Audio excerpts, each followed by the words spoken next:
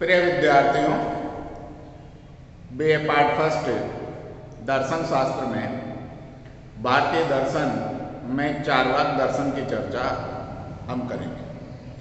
चार्वाक दर्शन जो नास्तिक दर्शन माना जाता है, हम यूँ कहें कि नास्तिकों का शिरोमणि माना जाता है। चार्वाक दर्शन जो प्रत्यक्षवादी दर्शन है, जड़वादी दर्शन है, सुखवादी दर्शन है। चार्वाक दर्शन भौतिकतावादी दर्शन माना जाता है, जो जड़ जगत को ही जगत का जड़ वस्तु को ही जगत का आधार मानता है। चार्वाक दर्शन में हम ज्ञान मीमांसा और तत्व मीमांसा के संदर्भ में चर्चा कर चुके हैं। आज के वीडियो के अंतर्गत जो है हम नीति मीमांसा की चर्चा करेंगे, नैतिक विचारों की बात करेंगे।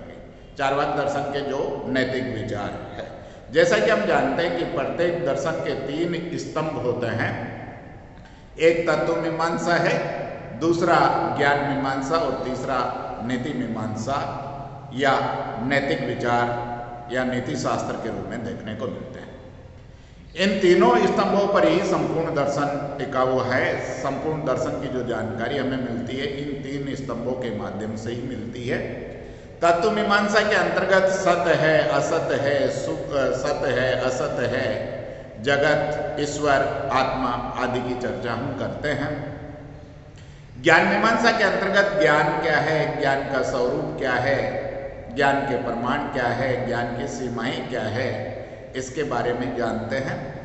और नीति मीमांसा या नीति शास्त्र के अंतर्गत जो मानव का मूल्यांकन किया जाता है, मानव के ऐसे कर्मों का मूल्यांकन किया जाता है जिन कर्मों को करने के लिए मनुष्य स्वतंत्र होता है, उन कर्मों का मूल्यांकन नीति शास्त्र के अंतर्गत किया जाता है कि मनुष्य जो कर्म कर रहा है वो अच्छे हैं या बुरे हैं, अच्छा क्या होता है, बुरा क्या होता है, शुभ क्या है, अशुभ क्या है, उचित क्या है, अनुचित क्या है, इन सब के बारे में जो चर्चा की जाती है वो नीति मीमांसा या नीति शास्त्र के अंतर्गत किया जाता है। चार्वाक दर्शन के नैतिक विचारों के अंतर्गत भी हम नीति मीमांसा की बात हम करेंगे। और चार्वाक दर्शन का जो नैतिक विचार है बहुत ही अच्छा विचार है, जिसमें अंधविश्वासों का पाखंडों का खंडन करने का प्रयास किया गया। और उसके लिए, उस खंडन के लिए जो अपने आर्गुमेंट उन्होंने दिया है कि ये जो विचार है निरर्थक है, व्यर्थ है, इनका हमारे व्यवहारिक जीवन में कोई उपयोग नहीं है। तो जो चली हुई परंपरा आ रही थी उनका खंडन जो है चार्वाक ने पुरजोर शब्दों से, कठोर शब्दों में किया है। उन्हीं विचारों के संदर्भ में जो नीति मीमांसा चार्वाक दर्शन की दी गई है, जिसमें सुखवाद सबसे महत्वपूर्ण बात है कि चार्वाक दर्शन सुखवादी दर्शन है। सुखवादी होने के लिए वो क्या क्या करता है या सुखवादी होना जो है मनुष्य के लिए किस प्रकार हितकारी है, उसके संदर्भ में हम चर्चा करेंगे। तो सबसे पहले जो नैतिक विचारों के अंतर्गत जो बात की जाएगी वो पहला पॉइंट के रूप में हम देखेंगे कि परलोक विषयक बातें मूर्खता की परिचायक है। सबसे पहली बात कि अधिकांश भारतीय दर्शन जो है परलोक के विचार को मानते हैं। परलोक क्या है? इस लोक से परे जो दूसरा लोक जिसे माना जाता है, और ऐसा माना जाता है कि जिसमें नित्य आत्माएं निवास करती है। आत्माएं जो है वहां पर निवास करती है, जो नित्य है, शाश्वत है, अमर है, इस लोक को छोड़कर जो है वहां पर निवास करती है। ऐसा जो है परलोक के विषय में माना जाता है। और चार्वाक दर्शन को छोड़कर भारत के जितने भी दर्शन है, जैसा कि हम 9 दर्शनों की बात जो भारतीय दर्शन में कर रहे थे, उनमें से 8 दर्शन ऐसे हैं जो परलोक की सत्ता को मानते हैं, जिनमें षड दर्शन न्यायी है, वैशेषिक है, सांख्य है, योग है, मीमांसा है, वेदांत है। इसके अतिरिक्त जो है जैन और बौद्ध, न्यायी, वैशेषिक, सांख्य, योग, मीमांसा और वेदांत है, तो ये हो गए। और इसके अतिरिक्त जो है जैन और बौद्ध 8 दर्शन ऐसे हैं जो परलोक की सत्ता को मानते हैं। यद्यपि हम जानते हैं कि जैन और बौद्ध दर्शन भी नास्तिक दर्शन है, परंतु उसके बावजूद जो है वो परलोक की सत्ता में विश्वास करते हैं, पुनर्जन्म के सिद्धांत में विश्वास करते हैं। परंतु चार्वाक दर्शन जो है परलोक में विश्वास नहीं करता, और उसका सबसे महत्वपूर्ण जो कारण माना जाता है, क्योंकि चार्वाक दर्शन प्रत्यक्षवादी दर्शन है, और प्रत्यक्षवादी दर्शन होने के कारण परलोक का ज्ञान प्रत्यक्ष के द्वारा जानना संभव ही नहीं। जब प्रत्यक्ष के द्वारा परलोक का ज्ञान जानना ही संभव नहीं है, परलोक का ज्ञान होता ही नहीं है, तो फिर परलोक की सत्ता को किस प्रकार स्वीकार किया जा सकता है। इसलिए चार्वाक दर्शन जो है परलोक की सत्ता को स्वीकार नहीं करता है। और परलोक के बारे में जो है पुनर्जीवन की जो बात की जाती है कि सभी भारतीय दार्शनिक, जैसा कि हम मानते हैं कि सभी भारतीय दार्शनिक किसी न किसी रूप में मनुष्य के पुनर्जन्म का जो सिद्धांत है, पुनर्जीवन एवं परलोक में विश्वास करते हैं।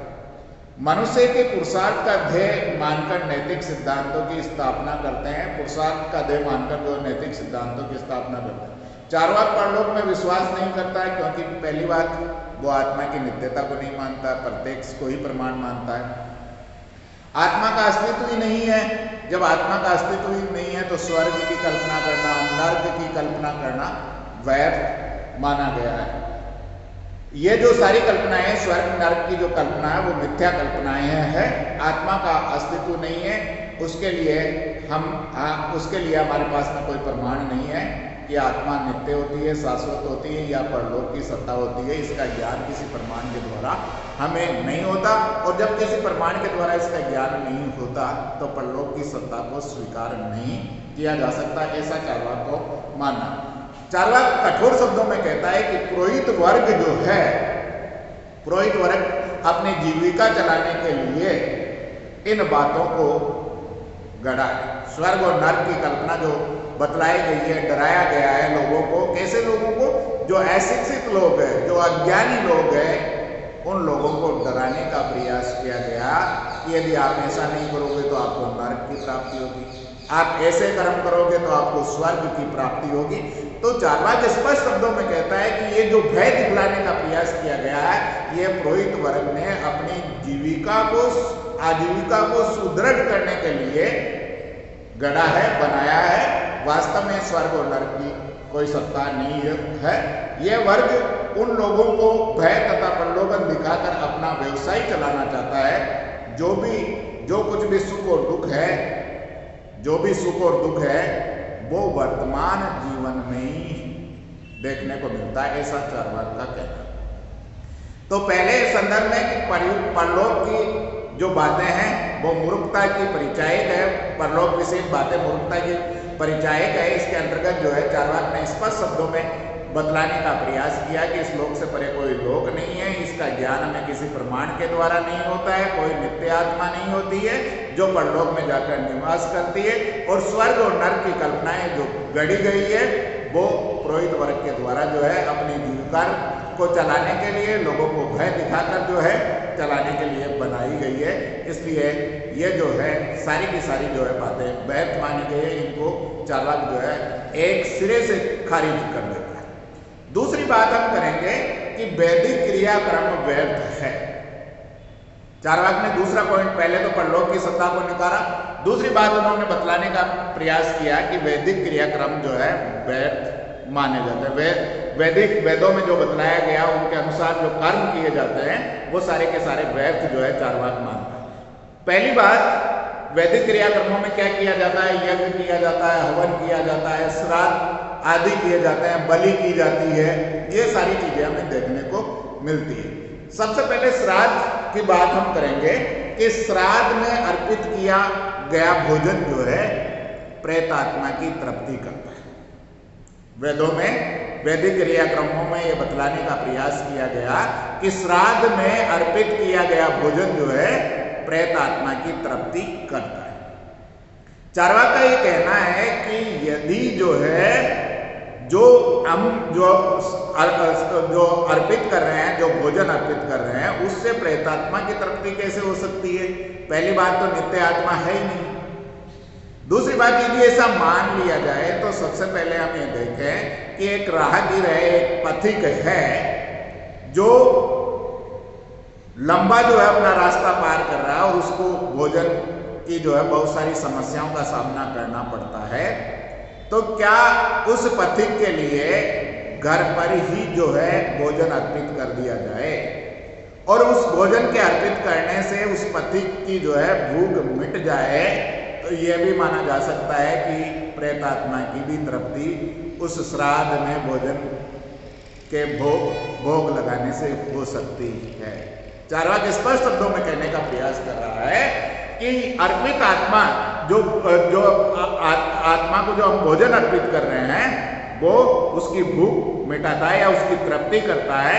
ये कब संभव है? जिस जगत में आत्मा का एग्जिस्टेंस नहीं है, इस लोक से परे की आत्मा की हम बात कर रहे हैं, वो इस लोक के संदर्भ में कहना चाह रहे हैं कि एक व्यक्ति, दूसरा उदाहरण देखिए, एक व्यक्ति जो है बहुमंजिले मकानों में रहता है और बहुमंजिले मकान जैसे कि 10 मंजिल हो गया या 15 मंजिल हो गया या 20 मंजिल हो गया, जैसे हम महानगरों में देखते हैं, चाहे मुंबई की बात करें, चाहे कलकत्ता की बात करें या दिल्ली की बात करें, बहुत सारे शहरों में जो है बहुमंजिले मकान देखने को मिलेंगे। तो वहां पर बहुमंजिले मकानों में जो है भोजन की व्यवस्था जुटाने में बहुत सारी समस्याओं का सामना करना पड़ेगा। तो क्यों नहीं ऐसा कर दिया जाए कि पहली मंजिल में भोजन अर्पित कर दिया जाए और अंतिम मंजिल में रहने वाले व्यक्ति की आत्मा या उसकी भूख की तृप्ति जो है उस अर्पित किए भोजन के द्वारा हो जाए। क्या वास्तव में ऐसा संभव है? वास्तव में ऐसा संभव नहीं है कि अर्पित किए भोजन से उस व्यक्ति की आत्मा की तृप्ति हो जाएगी, ऐसा संभव नहीं है। जब इस लोक में एक भवन में रहने वाले व्यक्ति की आत्मा की ही तृप्ति संभव नहीं है, तो हम कैसे विश्वास कर सकते हैं कि इस लोक में अर्पित किए गए भोजन से परलोक में निवास आत्मा की तृप्ति हो जाएगी, प्रेतात्मा की तृप्ति हो जाएगी? ये सब जो है व्यर्थ बातें है। चार्वाक का ऐसा मानना है कि ये निरर्थक बातें हैं, ये सारी की सारी व्यर्थ बातें हैं। इसलिए चार्वाक जो है इन वैदिक क्रियाक्रमों को व्यर्थ मानता है। दूसरी बात, बलि के संदर्भ में हम देखेंगे कि ऐसा माना जाता है कि बलि जो है दी जाती है, किसी पशु की बलि दी जाती है, तो किसी भी देवी या देवता के सामने जो है पशु की बलि दी जाती है, उससे ऐसा माना जाता है कि उस आत्मा को जो है मोक्ष की प्राप्ति हो जाती है, उस आत्मा को जो है ईश्वर का सानिध्य मिल जाता है या मोक्ष की प्राप्ति हो जाती है। बलि देने से जो है उस आत्मा की जो है समस्त दुखों का नाश हो गया और उसकी मोक्ष की प्राप्ति हो गई। ऐसा करके जो है हम यज्ञ में बलि देते हैं। वैदिक क्रियाक्रमों के अंतर्गत जो है यज्ञ में दी गई बलि को जो है ऐसा माना जाता है कि उस आत्मा की जो है मुक्ति हो जाती है। चार्वाक कठोर शब्दों में कहने का प्रयास करता है कि ये ज्ञान पुरोहित वर्ग को यदि था तो क्यों नहीं वो अपने माता पिता को ही बलि दे देते ताकि उनकी ही मोक्ष की प्राप्ति हो जाती। प्राय हम देखते हैं कि बहुत सारे व्यक्ति जो है जो बुढ़ापे के कारण जो है बहुत परेशान रहते हैं। यदि जो है ऐसा संभव होता तो उनको बलि देने से क्या मोक्ष की प्राप्ति हो जाती? ऐसा कोई कर सकता है? यदि ज्ञान जो है पुरोहित वर्ग को था तो क्या वो अपने माता पिता की मुक्ति के लिए वो ऐसा कर सकते थे? इसका तात्पर्य है कि बलि देने से किसी आत्मा की मुक्ति नहीं होती, वरन जो है क्योंकि वो पशु है और पशु चूंकि विरोध नहीं कर सकता है, इसलिए हम उसके लिए जो भी कहेंगे वो सही मान लिया जाएगा। वो विरोध करने की क्षमता उसमें नहीं थी, इसलिए बलि देना जो है व्यर्थ माना गया, गलत माना गया कि किसी भी प्राणी का जो है हिंसा नहीं करनी चाहिए। उसके विपरीत जो है वैदिक क्रियाक्रमों में हिंसा के संदर्भ में चर्चा की गई है। तो पशु बलि के संदर्भ में भी जो है घोर शब्दों में उन्होंने नकारने का प्रयास किया कि बलि देने से किसी भी आत्मा की मुक्ति संभव नहीं है। अर्थात वैदिक क्रियाक्रम पूर्ण रूप से व्यर्थ माने गए। ऐसा करने से उस आत्मा की या उस पति की आत्मा की तृप्ति नहीं होती है। तो श्राद्धों के संदर्भ में भी चार्वाक ने नकार दिया और बलि के संदर्भ में भी चार्वाकों ने स्पष्ट रूप से कहा कि बलि देने से किसी भी प्राणी को जो है मुक्ति नहीं मिलती। और दूसरी बात कि हमें ऐसे कैसे ज्ञान हुआ कि बलि देने से उस आत्मा की मुक्ति हो जाएगी? ये दोनों ही जो है निरर्थक और व्यर्थ बातें मानी गई है। इसलिए चार्वाक के नैतिक विचारों के अंतर्गत जो है हम पहले विचार में परलोकविषयक बातें कर रहे थे और दूसरे के संदर्भ में जो है वैदिक क्रियाक्रम व्यर्थ है उसके बारे में चर्चा हमने की। दोनों को ही चार्वाक दर्शन नकारता है। आगे जो है हम देखेंगे नैतिक विचारों के अंतर्गत कि काम ही जीवन का मूल उद्देश्य है। इसके संदर्भ में नेक्स्ट वीडियो में आप लोगों को चार्वाक दर्शन के नैतिक विचार के अंतर्गत बतलाने का प्रयास करेंगे। धन्यवाद।